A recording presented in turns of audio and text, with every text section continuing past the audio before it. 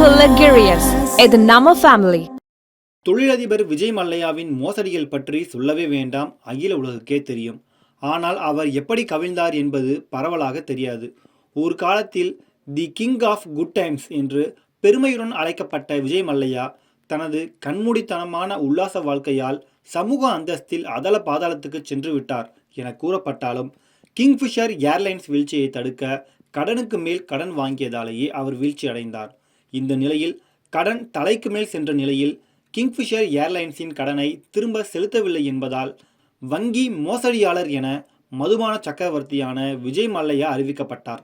இதையடுத்து 2022ஆம் ஆண்டில் உச்சநீதிமன்றத்தால் ரூபாய் 2000 கோடி அபராதமும் 4 மாத சிறைவாசமும் விதிக்கப்பட்டது.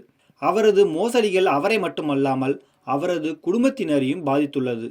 நடிப்பு வாய்ப்பு தேடி வரும் அவரது மகன் சித்தார்த் மல்லையா இந்திய சினிமா துறையில் தனக்கென்று ஒரு இடத்தை பெறுவதில் தோல்வியடைந்து விட்டார்.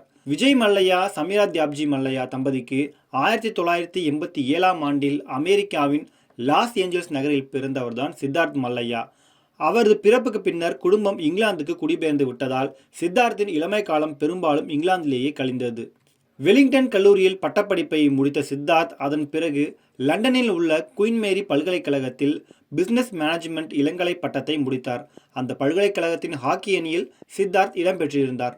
லண்டன் பல்கலைக்கழகத்தின் ராயல் சென்ட்ரல் ஸ்கூலிங் ஸ்பீச் மற்றும் டிராமாவில் முதுகலை பட்டத்தை முடித்தார். அவரது பட்டப்படிப்புக்கு பின்னர் கின்னஸின் அசிஸ்டன்ட் பிராண்ட் மேனேஜராக ஓராண்டு பணியாற்றினார். யுனைடெட் ப்ரூவர்ஸியின் ராயல் சேலஞ்சர்ஸ் பெங்களூரு அணியின் இயக்குநராக 2010ஆம் ஆண்டு நியமிக்கப்பட்டார். ஆர்சிபியை சித்தார்த் கையாண்ட போது முதன்முறையாக ரசிகர்களுடன் கலந்துரையாடல் செய்ய வைத்தார். 2012இல் நோ பவுண்டரிஸ் என்ற ஒரு இன்டர்நெட் புரோகிராமை தொடங்கினார். அவரே நிகழ்ச்சிகளை தயாரித்து தொகுத்து அளித்தார். பல்வேறு துறைகளில் தனது அதிர்ஷ்டத்தை சித்தார்த் சோதித்தார். 2012ஆம் ஆண்டு நடைபெற்ற லாக்மோ ஃபேஷன் வீக் நிகழ்ச்சியின் போது டிசைனர் கோமல் ஷூட்டின் ஷோ ஸ்டாப்பராக இருந்தார். இதைத் தொடர்ந்து இந்தியன் பிரைடல் வீக்கில் டிசைனர்கள் சாந்தனு நிக்கில் ஆகியோருக்கு ஒரு மாடலாக கலந்து கொண்டார். 7000க்கும் மேற்பட்ட போட்டியாளர்கள் கலந்து கொண்டதில் ஏபிசி டேலண்ட் ஷோகேஸ் நிகழ்ச்சிக்கான 20 பேரில் சித்தார்த்தும் தேர்வானார். சித் செஷன்ஸ் என்ற யூடியூப் நிகழ்ச்சியை 2012இல் தொடங்கினார். பிராமன் நமன் செக்ஸ் காமெடி நிகழ்ச்சியில் நடிப்பில் அறிமுகமானார். ஸ்டீவ் பர்ன் தயாரித்து இயக்கிய இந்த நிகழ்ச்சியில் சித்தார்த் ஒரு பணக்கார கவர்ச்சிகரமான பெண்களால் ஈர்க்கப்பட்ட நபராக நடித்திருந்தார்.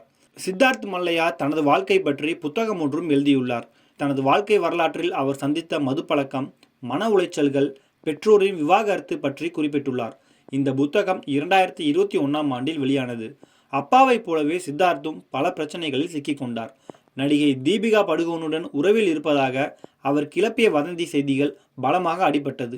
இருவரும் எப்போதும் தாங்கள் ஒரு ஜோடி என வெளிப்படையாக கூறியதில்லை. இருப்பினும் இருவரும் சட்டென்று உறவை துண்டித்துக் கொண்டனர். இப்போது சித்தார்த் மல்லையா தனது வாழ்க்கையில் புதிய அத்தியாயத்தை தொடங்கியுள்ளார். ஜாஸ்மின் என்ற பெண்ணுடன் திருமணம் நிச்சயிக்கப்பட்டுள்ளது. மேலும் தற்போது தந்தையை நம்பாமல் தனது வாழ்க்கையை தானே ஒவ்வொரு செங்கலாக கட்டமைத்து எளிய வாழ்க்கையை வாழ்ந்து வருகிறார்.